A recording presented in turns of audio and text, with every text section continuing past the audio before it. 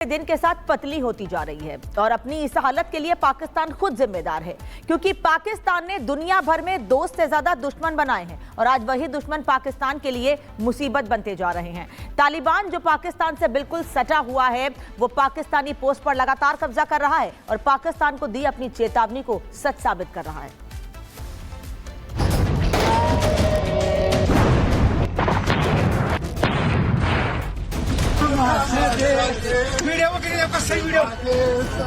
तालिबान का कब्जा अभियान, पाकिस्तान हुआ हैरान।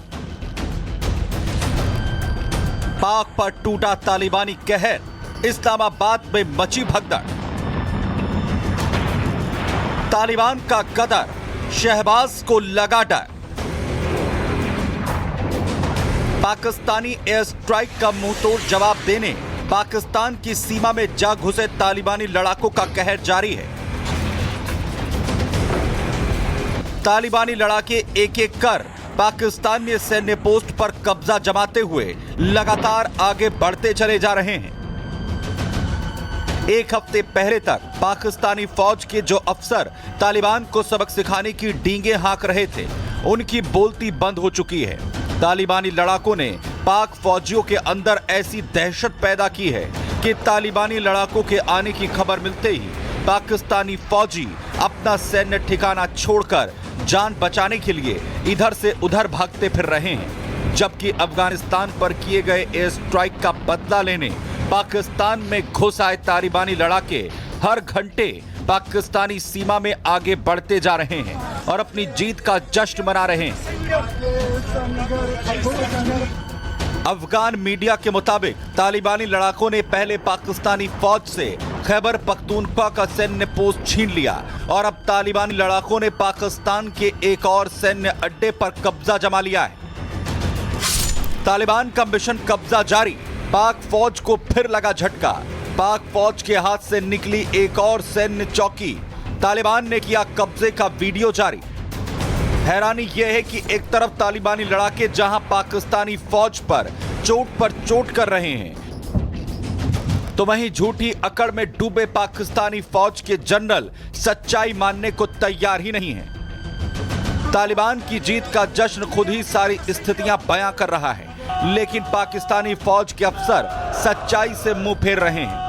पाकिस्तानी फौज ने तालिबान की सेना की चौकी पर कब्जे की खबर को भ्रामक करार दिया और कहा कि पाकिस्तानी सैन्य पोस्ट पर तालिबान के कब्जे से जुड़ी खबरें भ्रामक हैं। तालिबान ने पाक फौज के किसी आर्मी पोस्ट पर कब्जा नहीं जमाया है, बल्कि पाक फौज के कमान ने खुद ही सुरक्षा बलों को यहां से दूसरी जगह पर शिफ्ट कर दिया था।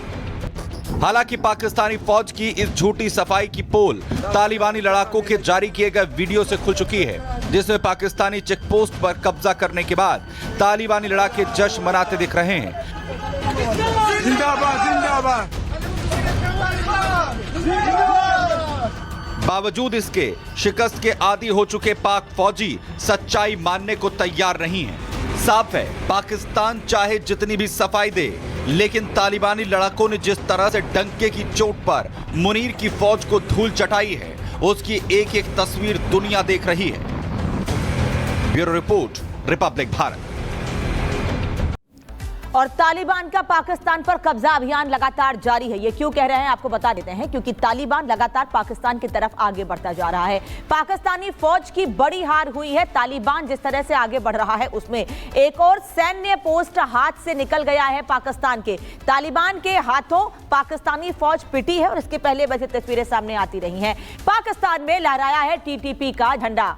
पाकिस्तान के अंदर तालिबान का कब्जा लगातार बढ़ता जा रहा है। चौकियों पर तालिबान के ताबड़तोड़ अटैक जारी हैं और तालिबान के निशाने पर पाकिस्तानी फौजी लगातार बने हुए हैं। खतरनाक असलहों से लैस हैं तालिबानी लड़ाके, जो लगातार आगे बढ़ रहे हैं पाकिस्तान की ओर। डूरन लाइन क्रॉस कर कहर बरपा रहे हैं। 15,000 तालिबानी लड़ाके मैदान में उतरे हैं और तालिबानी हमले पर पाकिस्तानी फौज चुप है, क्योंकि वो कमजोर पड़ रही है तालिबान के सामने। तालिबान ने लगातार कब्जे अपने जारी रखे हैं और उनके वीडियो भी दिखाए जा रहे हैं कि कैसे तालिबान की ओर से पाकिस्तान की पोस्ट पर, उनकी चौकियों पर लगातार कब्जे किए जा रहे हैं और जो दावे किए जा रहे हैं उन दावों को वीडियो जारी करके और मजबूती दी जा रही है। ये बता दें आपको कि तालिबानी लड़ाके पाकिस्तान की सीमा के अंदर लगातार घुसते जा रहे हैं। अब वक्त तालिबान कई पाकिस्तानी सैन्य पोस्ट पर अब तक कब्जा कर चुका है, लेकिन सवाल यह है कि क्या तालिबानी पूरी तरह से पाकिस्तान पर कब्जा कर लेंगे, पाकिस्तान पर पूरी तरह से कब्जा कर लेंगे, या जो उनकी मंशा है, जो चेतावनी दी गई है, उसमें कितने सफल साबित होंगे? एक्सपर्ट्स क्या कह रहे हैं इस पर सुनिएगा। डुरन लाइन के उधर जितने हैं पीछे, अभी हाल ही में उन्होंने तकरीबन कोई 12 से 18 जो है पाकिस्तानी सोल्जर्स मारे थे। एक पोस्ट भी कैप्चर कर ली उन्होंने, फिर उसके बाद में फिर पोस्ट कैप्चर कर ली। तो अब तालिबान के पास पूरा असला उस हिसाब से है जिस पाकिस्तान के पास है। हाँ, जो यहाँ कमी है वो एयरफोर्स की है, और मेरे को लगता है आने वाले दिनों में पाकिस्तान की मुश्किलें और बढ़ जानी है अगर वो इनके साथ संधि ना कर लें। अगर संधि नहीं करें और फिर उसी में बैठे रहें कि नहीं जी हम तो पाकिस्तान, हमने बनाया था इसको, हमने इसको किया था, उस ईगो में रहे, तो तालिबान पाकिस्तान के जो हुकूमत है, चाहे वो फौज और जो पॉलिटिकल क्लास है, इसका पूरा का पूरा वो पूरा नष्ट कर देगी उसको। और जिस डुरन लाइन को पार करके, जिसका हमने जिक्र किया, जिस डुरन लाइन को पार करके तालिबानी फौज आगे बढ़ चुकी है, उस पर लगातार वार पलटवार जारी है। दरअसल पाकिस्तान और अफगानिस्तान में यह विवाद डुरन लाइन को लेकर काफी पुराना है। विवाद की जड़ 2640 किलोमीटर लंबी डुरन लाइन है और इसके पहले भी इसको लेकर विवाद सामने आता रहा है। पाक अफगानिस्तान की सीमा रेखा को लेकर यह विवाद लगातार सामने आता रहा है। चीन से लेकर ईरान की सीमा तक ये डुरन लाइन फैली हुई है। अफगानिस्तान डुरन लाइन को नहीं मानता है और इसीलिए उसके लड़ाके क्रॉस करके तालिबान तक पहुंच गए हैं। तालिबान को क्रॉस करके उस लाइन को पाकिस्तान तक पहुंच गए हैं। डुरन लाइन नदी और भौगोलिक आधार पर बनाई गई है जिससे तालिबान और पाकिस्तान की सीमा को अलग किया जा सके। डुरन लाइन आबादी की एथनिक पहचान के आधार पर नहीं है, बल्कि डुरन लाइन के दोनों तरफ पख्तून परिवारों की आबादी है और अफगानिस्तान का सबसे बड़ा आबादी वाला समूह है पख्तून। तो ऐसे में जब दोनों तरफ पख्तून समाज के लोग हैं, पख्तून जुड़े हुए लोग हैं, तो ऐसे में अफगानिस्तान उस हिस्से को भी अपना ही मानता है जहां से डुरन लाइन पाकिस्तान के लिए शुरू होती है। और यही वजह है कि एक तरफ तालिबानी लड़ाके लगातार पाकिस्तान की तरफ आगे बढ़ रहे हैं, कब्जा कर रहे हैं और यह कहा जा रहा है, दावा यह किया जा रहा है कि आने वाले समय में डुरन लाइन के आगे तक तालिबान का कब्जा हो सकता है और पाकिस्तान हाथ पर हाथ धरे बैठा रहेगा। चलिए बढ़ता गया, बात कर लेते हैं बांग्लादेश की। वो पाकिस्तान जो लगातार बांग्लादेश पर अपना असर बढ़ाता जा रहा है, उसकी खुद की मुश्किलें कम नहीं हो रही हैं, लेकिन कैसे बांग्लादेश को लेकर पाकिस्तान अपनी रणनीति बना रहा है, अब बात उस पर करेंगे।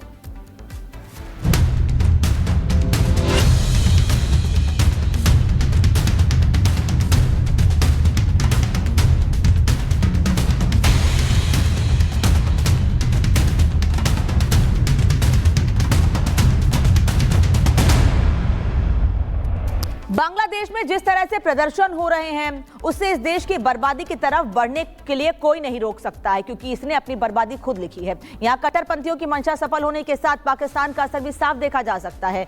बांग्लादेश में इस समय जिस मांग को लेकर प्रदर्शन किया जा रहा है, वो उसे इस्लामिक राष्ट्र बनने की तरफ आगे बढ़ा रहा है। रिपोर्ट देखिए।